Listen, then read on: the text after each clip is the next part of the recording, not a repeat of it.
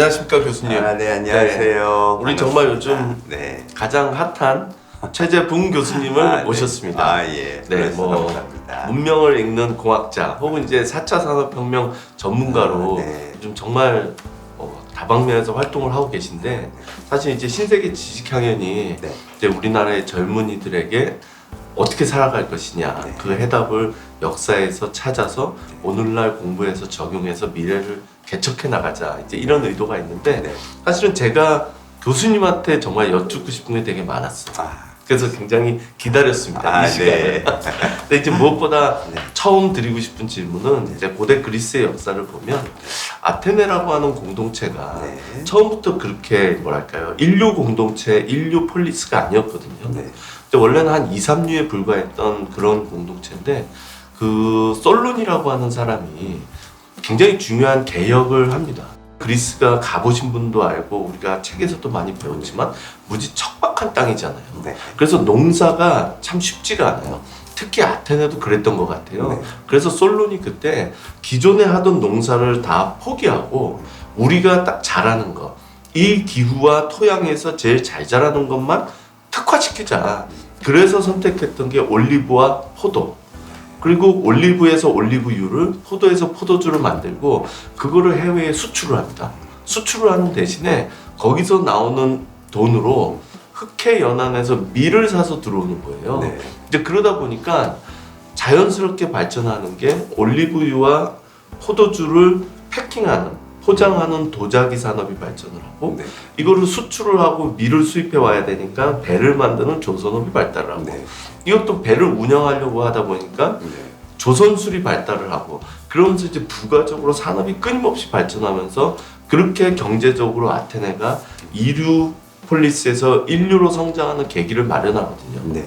왠지 역사적으로도 그런 일이 꽤 있었을 것 같고, 네. 요즘도 그런 일은 있을 것 같은데, 맞습니다. 네, 몇 가지 좀 우리가 새겨들을 만한 케이스가 있을까요? 사실 4차 산업혁명도 네네. 그런 맥락에서 본다고 하면 훨씬 더 효율성이 좋은 네. 여러 가지 산업들을 일으키는 그런 역할을 하고 있는 거죠. 사실 저는 4차 산업혁명을 디지털 트랜스포메이션이라고 이야기를 합니다. 그러니까 인류가 삶의 공간을 디지털이라는 새로운 공간으로 이주하는 거죠. 그렇게 되면 우리가 이제 전 인류가 굉장히 막강한 새로운 인류 시스템에서의 힘을 갖게 되는 거죠.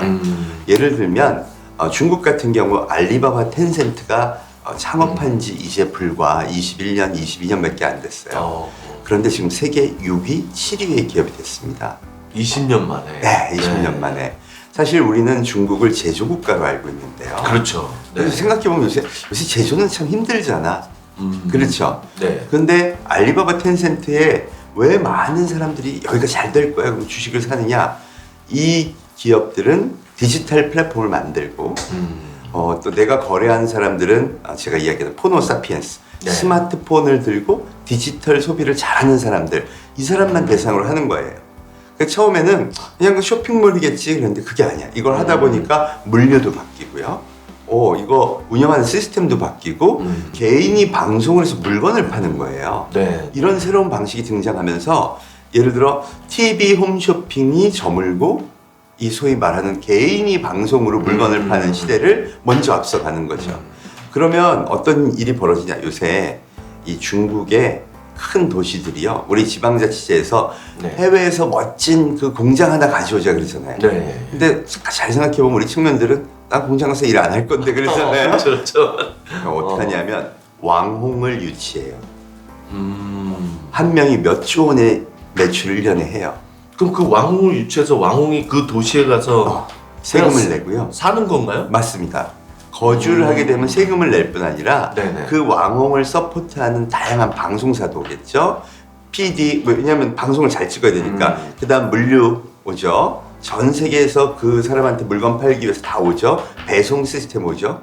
그러니까 그 도시가 굉장한 수익을 만들 뿐 아니라 무엇보다 중요한 게 그런 관련 직업들을 청년들이 좋아해요. 그러면 그 왕홍이라고 하는 그 한 사람이 네. 하나의 유통회사 역할을 지금 맞습니다. 하고 있는 거네요. 맞습니다. 사실은 디지털 트랜스포메이션이 일어나면서 빚어지는 큰 현상이 우리가 유튜버를 보면 알 수 있는데요. 네네. 옛날에는 대한민국에는 지상파가 있고 네. 그래, 비슷한 형태의 케이블 TV가 있는 거야 그랬는데 네. 어느새 보면 이제 훨씬 더 강력한 힘을 가진 개인 유튜버들이 많아졌죠. 그러니까 거대 방송사 시대에서 개인 방송 시대로 넘어가는 과정이 되는 거고요.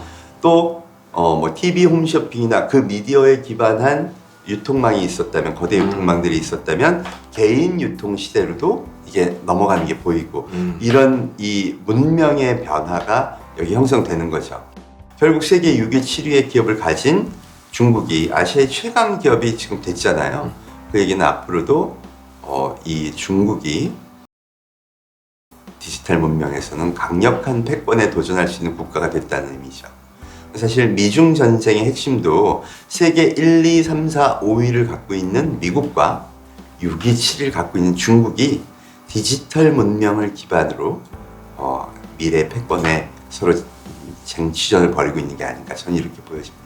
그 1, 2, 3, 4, 5위가 우리가 알고 있는 그 기업들이죠? 맞습니다. 네. 가파라 그러죠. 네, 네, 구글, 애플, 페이스북, 아마존의 마지막 하나가 마이크로소프트입니다. 네. 그럼 결국 아테네가 그렇게 뭐랄까요 2류, 3류 국가에서 1류 국가로 성장하기 전 단계로서의 어떤 그런 경제 구조 개혁 네. 이런 거는 어떻게 보면 당연하게 지금도 일어나고 있는 일이고 우리도 그거를 본받아서 빠르게 이제 캐치업한다고 하나요? 맞습니다. 따라가야만 하는 그런 상황인 거네요. 맞습니다. 네. 우리가 조선 말기에 사실 일본하고 큰 국력차가 없었잖아요. 네. 메이지 유신을 우리보다 근대화를 네. 한 70년 먼저 했다고 볼 수 있죠. 그 불과 70년 때문에 우리는 굉장히 어려워졌고 반면 일본은 지금도 뭐 세계 최고의 선진국 중에 하나로 인정받고 있잖아요. 그러니까 이 문명의 교체기에 그걸 어떻게 전환하느냐가 사실 굉장히 중요한 그 나라의 운명을 결정한 요소라고 저도 보고 있습니다. 아, 듣고 나니까 역시 그래. 옛날에 있었던 이 역사가 역사로 끝나는 게 아니라 인간이 사는 세상이라 그런지 계속해서 반복되고 있다라는 생각이 드네요. 네, 네. 맞습니다.